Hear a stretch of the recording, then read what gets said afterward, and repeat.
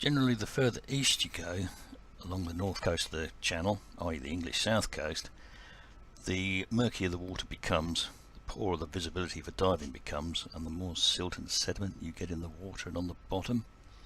There's a lot of riverine inputs into the channel, and they bring silt, small particles, and they also bring nutrients. The nutrients promote plankton blooms and also bacteria in the water column. In the summer this settles out onto the reefs and onto the bottom, and you can see it wherever you dive. Lyme Bay, out to the west, has the best of both worlds. It's got those nutrients, it's got that silt, and it's got little bits of reef. And the reef where that rather nice Oplidium elegans was seen is this little piece of reef in the background, the vertical, which is only about 25 centimeters high.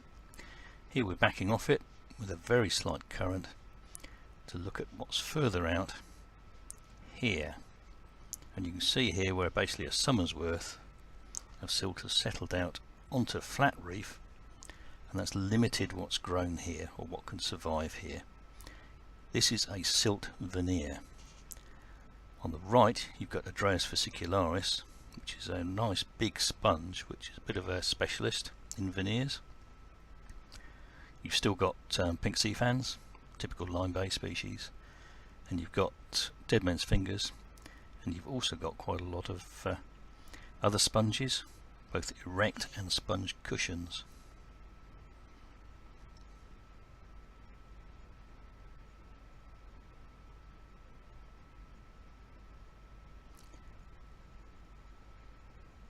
Again, you can see that little patch of reef in the background.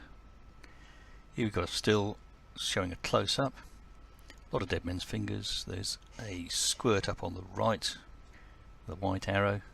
The white arrow below it is ginger tinies, which is a small colonial anemone.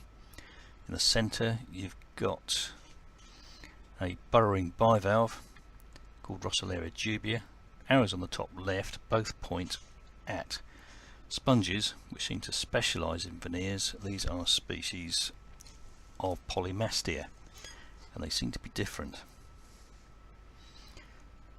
Same patch of piece of video going a little bit further,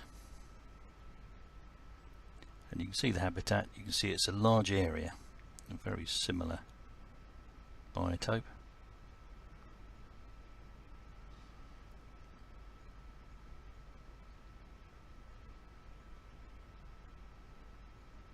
Moving a little bit closer, you can see some of these polymastias, and you can see there's a lot of them.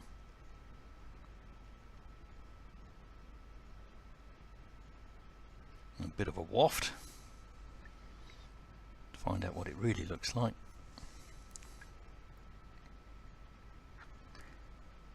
And you can see how thin the sediment layer is, this silt layer. This probably vanishes in the winter, and you've got this flat, probably calcareous sedimented sandstone underneath, which is revealed. And this is a close-up showing that same patch of sponges, and you can see 1, 2, 3 individual patches of different sponges. There's another little one off to the right, and this is a close-up of the same one, and you can see on the right you've got closed papillae, and that's an aberrant Polymastia.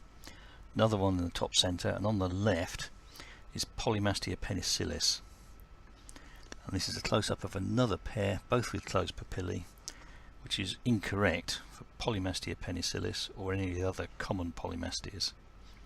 And you can also see Rossularia dubia, which is a specialist in veneers, and you can see those piddock in inverted commas bores. Earlier we saw the black arrows. They point to 2 sediment species which probably have their toes in these bivalve bores where silt remains all through the year. So this is a silt veneer. It's a fairly common situation in Lyme Bay, but this is quite an easy example because the bedrock, the hard surface underneath, is flat. Don't forget to qualify as a veneer biotope. The species you record, or the majority of the species you record, must be on the rock. and growing under or through a layer of mobile sediment. This silt settles out during the summer and probably vanishes during storms or in the winter.